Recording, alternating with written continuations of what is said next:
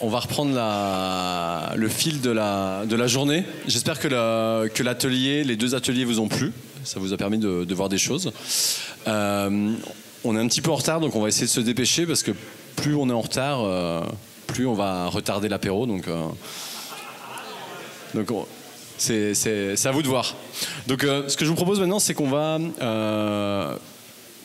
faire un retour d'expérience avec deux festivals. Donc on a Bérangère du festival VNB Fest qui est coordinatrice des bénévoles du festival, et on a Alexandra du festival Garo Rock. Donc deux super festivals, je ne sais pas si vous les connaissez. Et du coup l'idée c'est que c'est un temps d'échange où elles vont parler de leur événement, et elles vont parler aussi de la gestion et de la coordination de leurs bénévoles.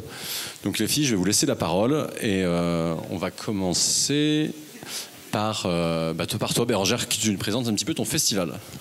Oui, donc bonjour à tous et à toutes.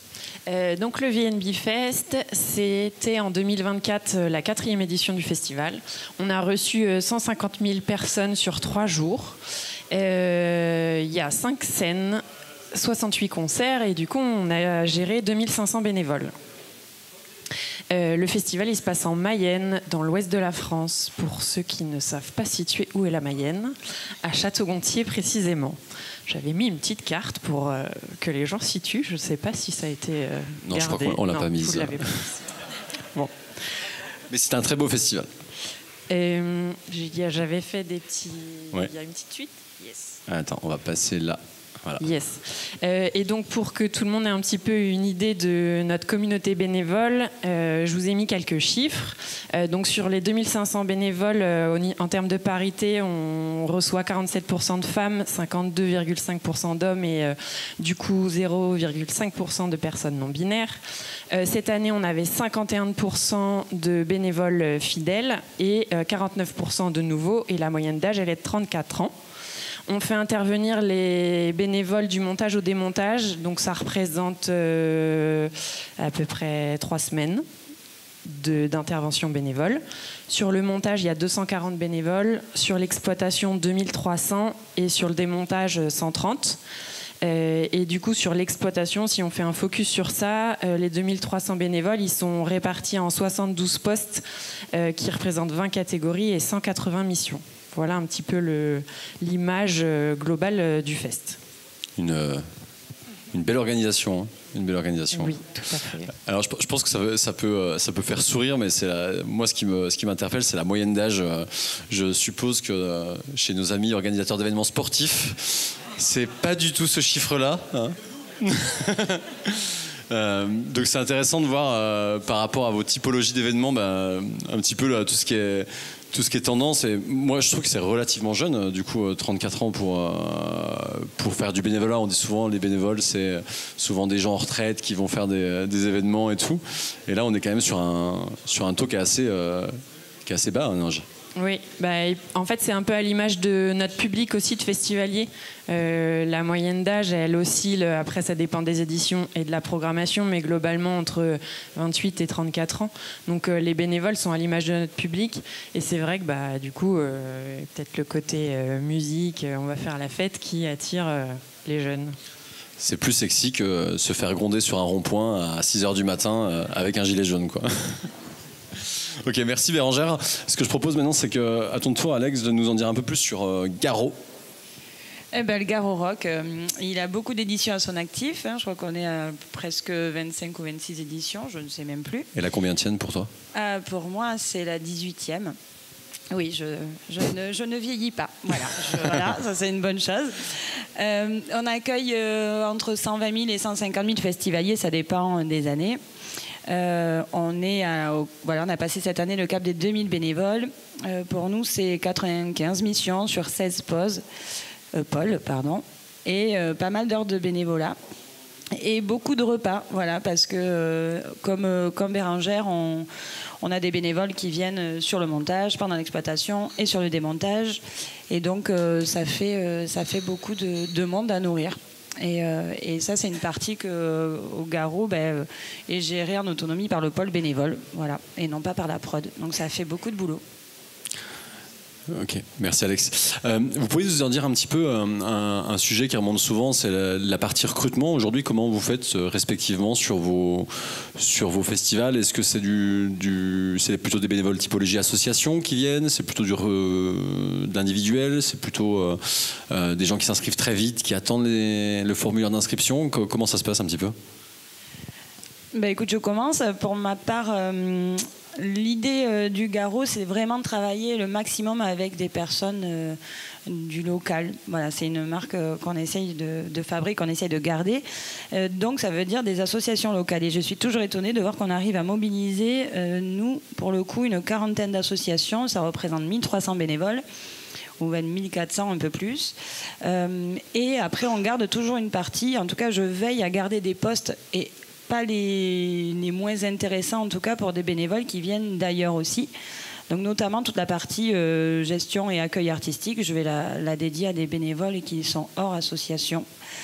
Et donc, ça fait que j'ai deux typologies de bénévoles. Celui qui dépend d'une association, et la gestion, elle est un peu particulière parce que pour eux, je leur donne un pôle entier, enfin un poste ou un pôle, ça dépend. Et les dirigeants vont gérer eux-mêmes ce pôle, comme à l'image de la délégation. En fait, on leur demande tant de bénévoles pour gérer ça, et ils ont les clés du poste et ils le gèrent comme bon leur semble. Et sur l'autre partie, qui sont des bénévoles individuels, on les fait adhérer à notre association, puisqu'on a aussi une association sur le Garot, et eux font leur demande lors de leur inscription dans le formulaire, et leurs préférences et leurs choix, et on essaye de répondre comme on peut à ces besoins d'équipe, d'envie d'être ensemble, de voir des concerts et évidemment de kiffer leur festival. Voilà. Un petit sujet justement qui peut être intéressant à savoir, comment ça marche sur la partie bénévole association? Il y a au niveau administratif, comment ça se passe? Tu prends contact, tu fais des conventions, tu peux nous en dire un peu plus sur ce sujet-là? Alors, on a la chance, alors je ne sais pas si c'est pareil chez les autres, mais on n'est pas en manque de bénévoles, on en refuse même beaucoup. Et pareil pour les associations qui essayent de postuler pour venir chez nous. J'ai aucun intérêt à faire un turnover sur les associations puisque elles sont formées, elles connaissent le lieu, elles connaissent le poste. On a une vraie relation. Alors c'est pas cool pour les nouveaux qui veulent venir. Et en plus de ça, il n'y en a pas beaucoup qui quittent les rangs parce que quand ils sont dedans, ça se passe bien, ils kiffent. Et donc j'ai pas beaucoup de nouveaux postes à proposer à part quand il y a création de postes. Mais niveau recrutement, on essaye d'avoir une relation à l'année avec eux.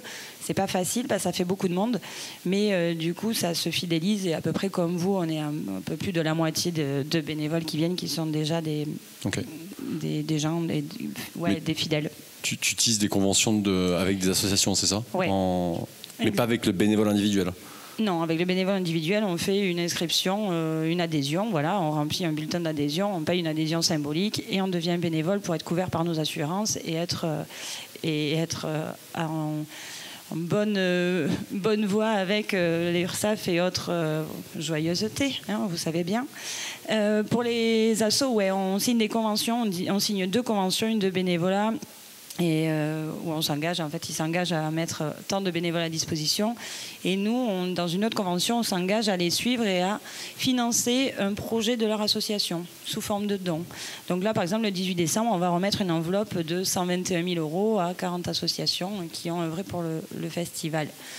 Mais on différencie bien les deux pour ne pas que ça soit du travail dissimulé, parce que ça ne l'est pas. Mais on suit vraiment des projets à l'année, et ça c'est plutôt chouette. C'est des assos qu'on suit vraiment et avec qui on a un intérêt de partager des bons moments. Et on accueille par exemple 3 associations, sont des associations qui travaillent avec des personnes en situation de handicap, et c'est hyper important pour nous de pouvoir trouver des places pour chacun de ces bénévoles. Voilà, c'est pas facile mais ça marche. Ok, merci Alex. Encore une fois, je pense que refuser des bénévoles dans le monde du sport, c'est pas quelque chose qui existe beaucoup. Mais t'as une question, François?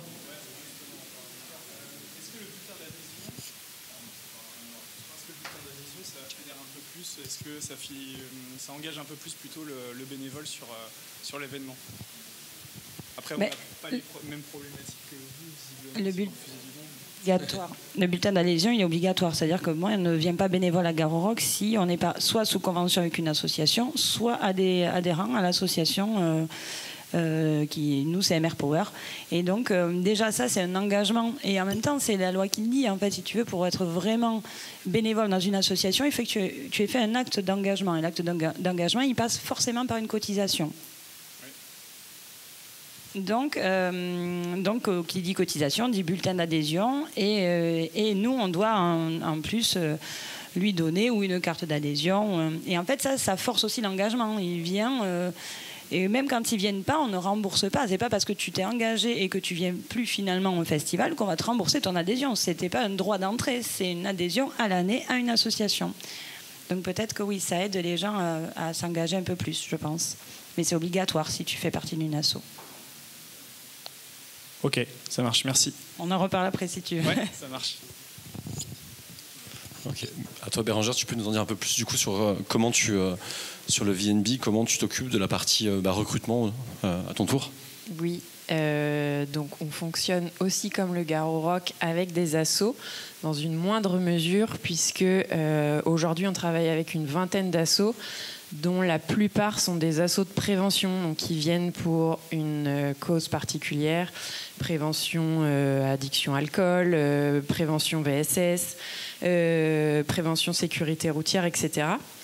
Et on a une petite partie, donc ça représente 12 assos sur les 20, 200 bénévoles à peu près.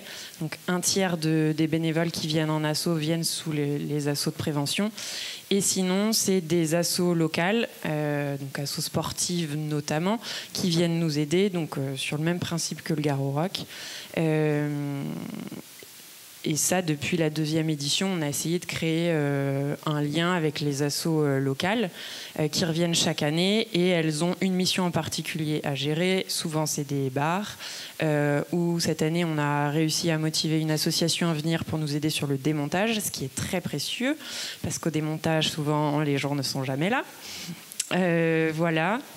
La différence, c'est que d'un point de vue administratif, on ne gère pas du tout pareil. Il n'y a pas de conventions qui sont signées entre nous et les assos. Tous les bénévoles des assos deviennent bénévoles de notre association. Voilà, on fonctionne comme ça, sur la confiance. Bon ou mauvais schéma, je ne sais pas. On est encore jeune, donc on a aussi le temps de déployer ça. Voilà. Et ce qu'il faut savoir aussi, la plupart des gens, donc finalement, ces assos, elles représentent 600 bénévoles sur les 2500 qu'on a. Les autres, c'est des particuliers qui viennent, souvent des locaux. On a plus de 50% des gens qui viennent du 53, le département d'où on est originaire. Et l'autre spécificité, c'est que le VNB Fest s'appelle VNB parce qu'on a un partenaire titre qui est le groupe VNB. Pour ceux qui ne connaissent pas, c'est notamment un réseau de cafés-bars qui s'appelle VNB. Et donc le siège est basé à Château-Gontier, et on a un réseau, il y a un réseau de magasins qui existe, et dans la communauté bénévole, il y a aussi des salariés de ce groupe qui se sont investis dans le projet et qui deviennent bénévoles le temps du festival, puisque ça tombe un week-end. Donc dans la communauté bénévole, on a aussi les gens du groupe VNB. Ça représente combien de personnes Ça représente pas beaucoup au final. Des VNBs, il y en a 150. Ok. Bon, après, les VNBs, pour les avoir vus œuvrer au bar, ils savent servir à boire, et ça dépote beaucoup quand même. Ouais. C'est leur métier, donc c'est le cœur de métier. C'est leur cœur de métier, donc ouais. Ça c'est intéressant, quoi. Et juste sur tes bénévoles associations qui vont gérer par exemple de la sécurité routière, ce genre de choses, tu les affectes à des missions dans la plateforme, ou ils sont gérés un petit peu de façon... Si, ils ont une mission, ils ont un planning, même si c'est sur une amplitude très grande, et après eux se débrouillent parce qu'ils sont là pour leur cause, donc ils font leur rotation, mais si ils ont un créneau, ils sont affectés à une mission. Ok. Guillaume, tu avais une question ? Attends, j'arrive.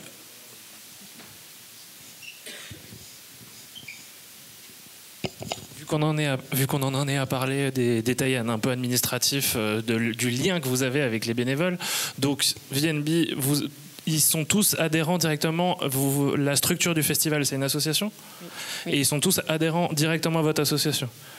Ouais, tous les bénévoles au moment Ok. où ils s'inscrivent. Alors du coup, nous, il n'y a pas de Pardon. cotisation. C'est une adhésion volontaire pour les... voilà, on ne fait pas Ok. payer l'adhésion, Ok, mais ok. oui, au moment où ils s'inscrivent, ils acceptent la convention de bénévolat qui est mise en place. Et Alex, j'ai pas bien compris. C'est aussi directement l'association qui organise le festival ou vous avez une entité à part pour la gestion du bénévolat?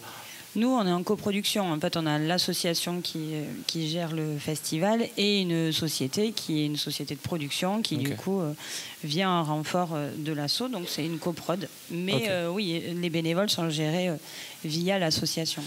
D'accord. Donc, petite question plus pour la sur VNB. Vous êtes un jeune festival. Est-ce que vous avez eu les joies d'avoir une petite visite de l'URSSAF et de l'inspection du travail? Et non, pas encore. Ok, parce que vous allez avoir Non, mais on est en lien avec eux. Ils viennent sur le festival quand même tous les ans. Et on les rencontre avant l'événement. Ouais. Bon, bah, très bien. Il y a vraiment des injustices départementales, mais très bien. On est d'accord.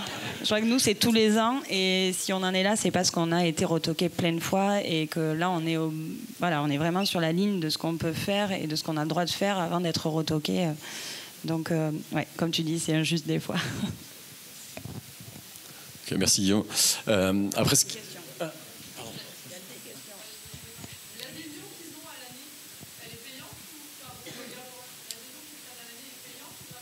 Oui, elle est payante parce que de fait, si tu es contrôlé et que tes bénévoles n'ont pas fait d'acte d'adhésion, ce n'est pas une vraie adhésion. La cotisation valide une adhésion à une association. En tout cas, c'était la demande que nous a fait.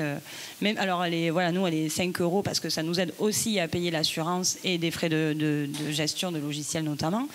Mais pendant longtemps, ça a été 1 ou 2 €, c'était symbolique pour que ça existe. Et du coup, pour pas être dans l'illégalité aux yeux de l'URSSAF et de l'inspection du travail.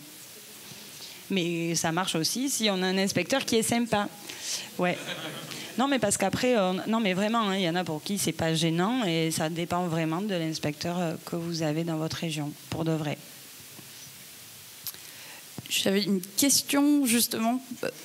Oui, absolument. Je suis sur Solidays, particulièrement sur le montage et démontage, puisque c'est assez spécifique chez nous et géré de façon séparée de l'exploitation du festival. J'avais une question par rapport à la gestion des ressources en bénévoles en situation de handicap, justement, dont tu parlais tout à l'heure, ce qui est très important pour nous et auquel on est confronté aussi, ce qui est totalement normal. Et justement, comment vous êtes accompagné là-dessus? Est-ce qu'il y a justement des assos avec lesquels vous bossez qui sont en coordination sur ces populations-là? Ou est-ce que je sais que on peut avoir parfois des problématiques sur comment on gère ces populations. Et voilà, c'est ma question.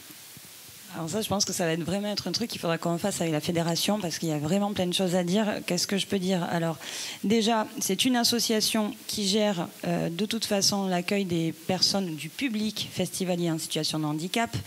Donc c'est une asso qui gère un centre d'accueil. Donc en fait, c'est eux qui en amont nous font toutes les demandes, qui gèrent, qui peuvent un peu cadrer et gérer le public. Et donc ça marche aussi des fois, en tout cas, ils sont conseils quand on accueille des bénévoles. Ensuite, moi, pour le coup, je suis très sensibilisée au handicap parce que je suis moi-même tutelle d'une personne en situation de handicap et que je me suis formée il n'y a pas longtemps à l'accueil des publics, que ce soit en milieu du spectacle ou dans le cinéma, et à travailler la mixité surtout.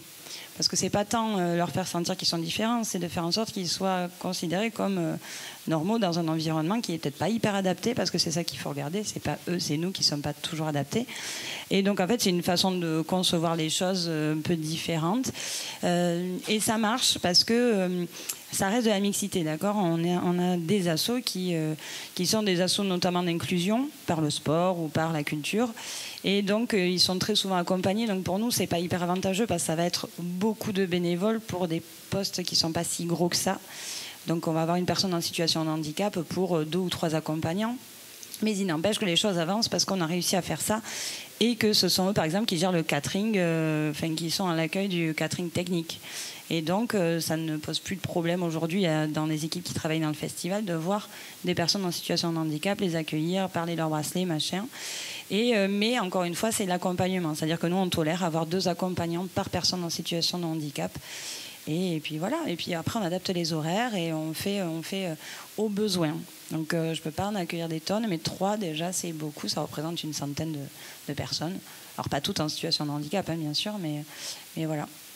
Mais avec grand plaisir d'échanger encore là-dessus. Et il y a des chouettes formations qui se font d'ailleurs en ce moment pour ça. Moi, j'ai une question pour vous deux, une question qui est très simple. Comment vous faites pour avoir des bénévoles sur le démontage, tout simplement? La question que tout le monde se pose. Alors, nous, jusqu'à l'an dernier, on demandait aux gens de s'inscrire. La moitié ne venait pas. C'était des jours de galère, clairement. Du coup, on faisait appel à de l'intérim en dernière minute. Cette année, du coup, ce que je disais, il y a une asso avec laquelle on a créé un partenariat, entre guillemets, ils sont venus à 25 personnes sur 3 jours. Ils se sont engagés pendant 3 jours à venir avec 25 personnes, 25 membres de leur asso. C'est une asso essentiellement composée de retraités, donc c'est plus facile. Et voilà, ils ont été d'une grande aide, en plus des bénévoles qui sont quand même tout le temps là au démontage. Et cette année, c'est passé crème en fait. Donc on a essayé de trouver la solution de confiance, entre guillemets, c'était de démarcher une asso. La même chose. Une asso de personnes retraitées, on gonfle nos besoins pour être sûr que je vais prendre 40 personnes pour en avoir 25. Et l'année dernière et cette année encore, j'ai réitéré, mais c'était un peu, je suis un peu sur un bilan à mi-teinte. J'ai essayé de travailler avec la mission locale de notre ville. Ça marche sur le démontage, ça marche beaucoup moins sur le démontage. C'est pas un public qui est super engagé. Donc il y a eu pas mal de pertes. Je crois que j'ai eu plus de la moitié de gens qui ne sont pas venus. Donc j'ai limité pour continuer quand même ce partenariat parce que c'est chouette de le faire à une quinzaine de personnes. Comme ça, je prends un gros risque. Et comme Bérangère, une voire 2 assos. Et c'est souvent des ASPTT ou des assos de gens ou d'échecs ou de bridge qui veulent bien venir sur le démontage. Et en fait, souvent, alors le problème qu'il y a, c'est pas un problème, mais des fois, eux, ils veulent même pas assister au festival. Ils veulent que la place aille à leur famille, à leur petit-fils, à leur machin. Donc c'est un peu galère à gérer. Mais je crois que c'est le prix à payer pour pouvoir avoir des gens à la fin, quoi. Il faut savoir faire les concessions.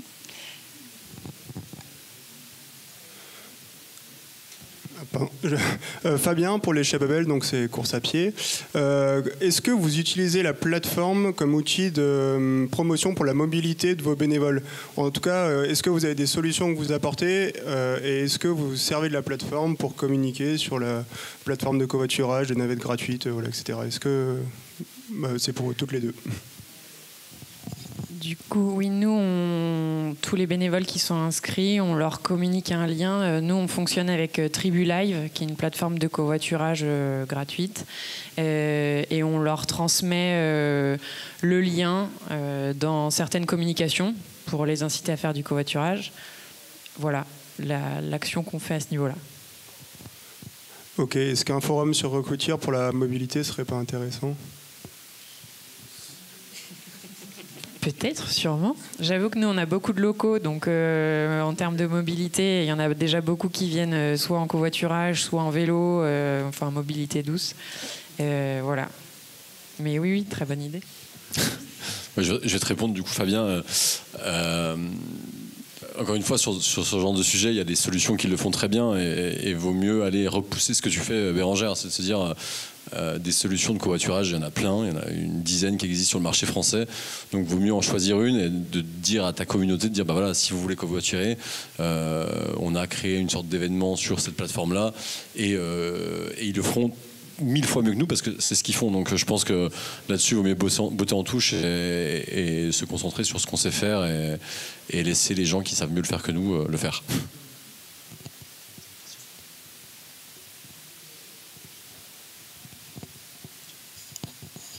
Bonjour, Flore pour le Marathon de Paris notamment. Je rebondis sur cette question de mission démontage.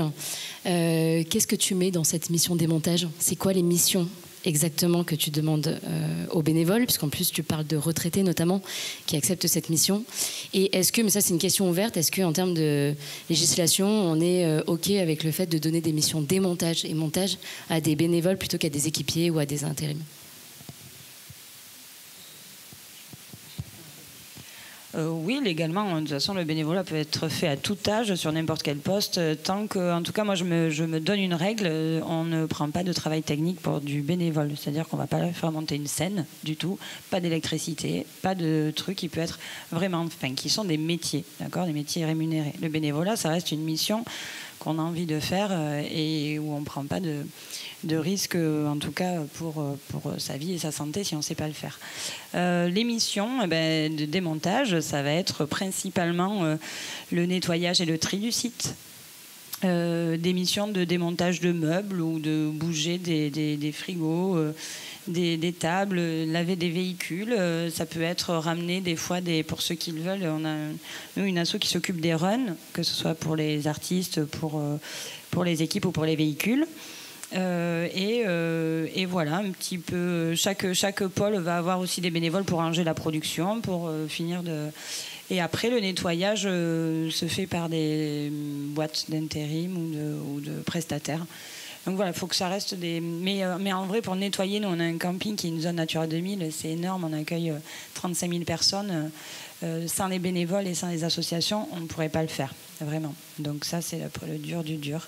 Mais on a des équipes, je ne sais pas si vous le voyez, hein, aujourd'hui, sur la partie verte ou le nettoyage du festival, on a des équipes qui sont des vrais animateurs et c'est fou comme ils arrivent à mobiliser les gens et à mobiliser les bonnes volontés, donc ça marche pour nous.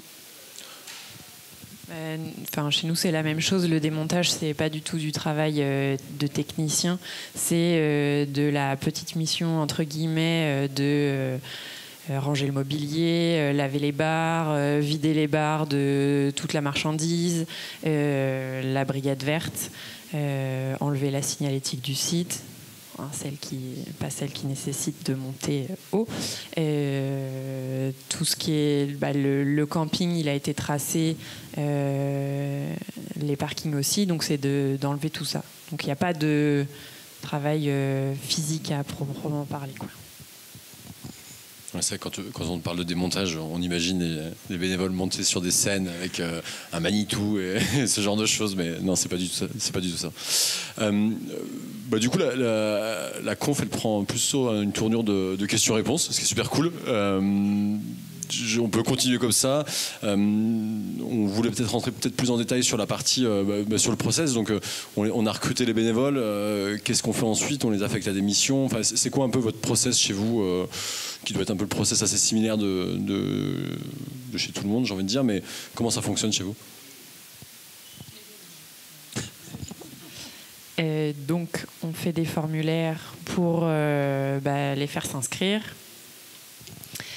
Et ensuite vient tout le paramétrage de l'outil. Et ça, on le fait en plusieurs phases. Cette année, j'ai créé, avant même d'arriver sur Recrutir, une matrice qui me permet de recenser de manière commune tous les besoins bénévoles des différents responsables de mission ou de catégorie même, parce que avant, chacun me donnait ses besoins à sa manière. Il n'y avait pas de trame commune et du coup dans l'exploitation des données, la compréhension, c'était pas clair. Donc cette année, je me suis dit je vais créer un outil qui est du coup une feuille Google Sheet pour ceux qui utilisent cette suite-là. Sinon Excel, ça ferait l'affaire aussi. Et tout le monde a la même base. Tout le monde recense de la même manière avec les informations qui vont nous être utiles, nous, derrière, pour pouvoir aller créer les missions, créer les créneaux, affecter le bon effectif, savoir qui est le référent de chaque mission, parce que souvent, c'est les responsables des catégories qui vont aller démarcher les référents, parce que c'est eux qui connaissent davantage la mission que nous.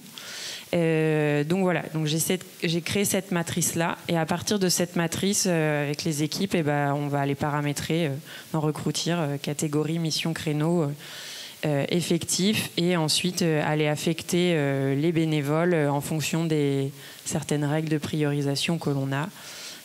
Voilà. Et une fois toute ta partie communication, comment ça se passe? Du coup, tu communiques. C'est quoi ta stratégie pour communiquer auprès des bénévoles avant l'événement, pendant l'événement, après l'événement? Alors, tout au long de l'année, on essaye de garder le lien en leur envoyant des newsletters mensuelles. Donc, une newsletter par mois, globalement, de décembre à juin. Dans ces newsletters, c'est soit on pousse de l'info sur les évolutions du festival, soit on fait des mini-sondages quand on se pose des questions. Par exemple, l'an dernier, on se posait une question sur la mission parking, qui est jamais la préférée des gens. Est-ce que vous feriez davantage de parking si le créneau était scindé en deux, si c'était moins d'heures, mais une seule fois? Bon, voilà. Et des fois, quand on se pose la question, ça peut nous donner des bonnes bases de réflexion et de trouver la solution après. Donc ça, c'est mensuellement. On fait une soirée des anciens bénévoles fin mai, début juin. Donc nous, on est fin août. Le festival a lieu fin août. Pour relancer un petit peu toute cette communauté bénévole quelques mois avant. Donc finalement, c'est une soirée un peu de remerciement de l'édition d'avant, mais pour rebooster les gens et les remotiver sur l'édition à venir. Donc voilà, on fait cette soirée-là. On fait aussi une réunion d'information sur le site du festival le lundi de la semaine du festival, où là, tout le monde est convié. Il y a transmission d'infos et après visite de site pour ceux qui le souhaitent. On communique via un groupe Facebook aussi, où les bénévoles sont là et quand on a besoin de leur passer des informations sur les inscriptions vont s'ouvrir, etc., on passe par le groupe. On a un book bénévole qui est les bonnes pratiques du bénévole, toutes les informations. Si tu es bénévole au VNB Fest, et bah, du coup, les horaires du catering, c'est ça. On te demande de te faire émarger à tel endroit, etc. Donc ça, c'est une fois que les gens ont été affectés qui reçoivent ce book bénévole. Et post-événement, on fait un questionnaire de satisfaction. Ok. Voilà. Super. Toi, Alex, comment ça fonctionne du coup? Bon, je fais rien du tout. Non, je rigole. Pas du tout. On essaye. Après, c'est dur de trouver un endroit où on peut potentiellement regrouper tous les bénévoles. Donc, on en discutait encore avec Bérangère. Et ce qui est bien, c'est qu'elle le fait sur inscription pour faire des soirées si on a envie de remerciements, pour éviter de se retrouver avec 1500 personnes. Et voilà. Mais alors, c'est pas simple, nous, la communication, parce que c'est pas que c'est pas simple, c'est que je sais pas quoi dire dans des newsletters en fait, parce que le Garo Rock il a son identité, mais il a aussi le Garo Snow, enfin on a d'autres petits événements, donc j'essaye de tenir au courant la communauté en tout cas de ce qui se passe, mais je vous avoue que ça commence plutôt à partir du mois de janvier pour que nous on joue fin juin, quoi. Voilà. Ensuite, pendant l'événement, alors je ne sais pas si vous avez une recette miracle pour que les gens lisent nos bibles et nos supports de communication, parce que ça, je n'ai toujours pas la solution, si ce n'est essayer d'en faire le moins possible et le plus condensé. Donc c'est pour ça que j'essaye de ne pas trop noyer dans trop de communication. Mais voilà, ça c'est à réfléchir. Je pense qu'il y a encore pas mal de choses à faire là-dessus. Et sinon, moi, depuis que j'utilise quand même ce logiciel, le système de campagne, que ce soit par mail ou par SMS, ça fonctionne quand même très bien et c'est hyper pratique. Donc, moi, les infos, pour moi, passent bien grâce à ce logiciel-là. Voilà. Et une spécificité sur le... Je ne sais pas si tu as pareil, Bérangère, mais quand je suis venu chez toi, Alex, pour justement, on parlait de no-show, de personnes qui ne se présentent pas. Toi, une spécificité, mais je pense que vous l'avez aussi chez vous, c'est tes brigades, tes bénévoles volants. Tu les gères comment? Comment ça fonctionne du coup Eh bien, je crée une brigade de gens qui sont les très chanceux, qui s'appellent les Colibris, et qui viennent pour le festival sans aucune... En gros, ils ont leur jour de festival prévu, sans aucune mission. C'est super ça. Ouais, mais non. Oui, ben non, parce que évidemment, je leur demande de se présenter tous les jours à une certaine heure à la régie, déjà pour qu'on se voit et pour qu'on me fasse un état des lieux de qui est là, qui n'est pas encore là, et peut-être que potentiellement je pourrais t'appeler aujourd'hui. On fait aussi attention à leur demander, bon voilà, jusqu'à quelle heure tu es dispo. On va pas lui demander d'être dispo et de pas picoler avant jusqu'à 4h du mat, ce serait pas cool. Mais on essaye voilà, d'avoir... et la plupart, ça joue le jeu. Alors, comme tout le monde, comme partout, il y en a qui jouent pas le jeu, on ne les voit pas. Bah, du coup, on désactive leur bracelet. Hein, voilà, ça sert à ça aussi de travailler avec le... Ben oui, mais les systèmes de bracelets connectés, c'est un peu ça. Ça a des avantages aussi pour nous. Et donc voilà, mais je pense mettre un peu en place peut-être un système de liste d'attente, mais en amont, parce que je ne sais pas pour vous, mais on a quand même, moi j'ai remarqué depuis 1 ou 2 ans qu'on a quand même beaucoup de bénévoles qui s'engagent en amont et qui, dans les 10-15 jours avant le festival, c'est l'hécatombe, quoi, quand on envoie les affectations. Non, je peux pas, non, je peux pas, non. Alors, à la limite, quand ça va pas, bon, on peut se débrouiller à jongler. Mais il en manque beaucoup. Donc je pense que je vais faire un deuxième système. Pour moi, c'est un poste. Les colibris, c'est un poste. Ça fait partie de voilà, c'est comme un accueil, un machin. Il y a, j'ai une 40aine ou une 50aine de colibris et qui sont mobilisables à tout moment. Mais en gros, je vais anticiper un peu pour ceux qui viennent pas au dernier moment, quoi. Voilà. Moi, je travaille pour Les Escales, qui est un festival de musique nord-ouest de la France. Et je me posais la question sur les bénévoles volants. Tu fais comment? Est-ce qu'ils restent à l'espace bénévole pendant un temps donné jusqu'à ce que tu leur donnes une mission? Parce que moi, j'ai un problème de réseau sur mon site de festival. On ne peut pas appeler. Je sais que c'est un peu pareil à Garo Rock. Ça va mieux. Ok, ça va mieux. Parce que du coup, je me demandais s'ils partent forcément regarder des concerts, ce qui est aussi le but. Tu fais comment pour les... Voilà. Les campagnes SMS. Ok. Non, en vrai, il y a des règles, en fait, on leur donne. C'est-à-dire que si au bout de la 3e fois où on les appelle, où on communique avec eux, que ce soit par WhatsApp, par SMS ou même par mail, on fait les 3. Ouais. Si au bout de la 3e fois on répond pas, on désactive le bracelet, ce qui va les obliger à un moment d'aller ou à un SAV ou à venir chez nous. L'info est donnée au SAV qu'on ne réactive pas. De toute façon, à partir du moment où il y a un litige avec un bénévole, on nous appelle à nous. Ouais. Et surtout qu'il se présente, en fait. S'il fait partie de l'équipe du matin, il se présente à midi ou à 10h. Ouais. Et il est mobilisable jusqu'à 16h. Ouais. Et si c'est de 16h à la fermeture, eh ben, il vient se présenter à 16h. Je suis là, je suis dispo. Hop, on reprend son numéro. Et j'ai une liste chaque jour de gens qui sont là. Mais du coup, ça passe par téléphone. Tu leur envoies un texto, tu les appelles. Mais ils viennent quand même, quoi qu'il arrive, une fois par jour. Ouais, okay. Et des fois, ils bossent, des fois, ils bossent pas.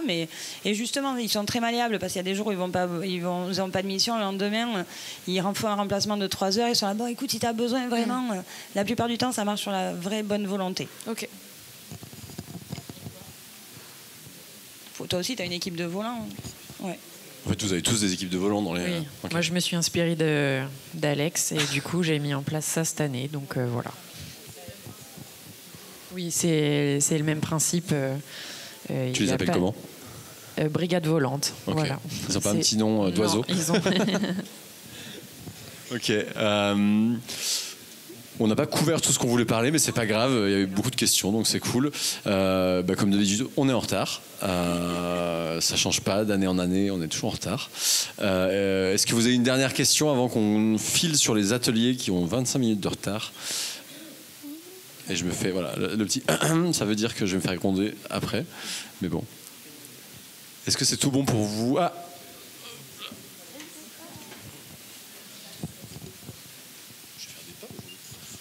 Thomas du Grand Raid du Finistère.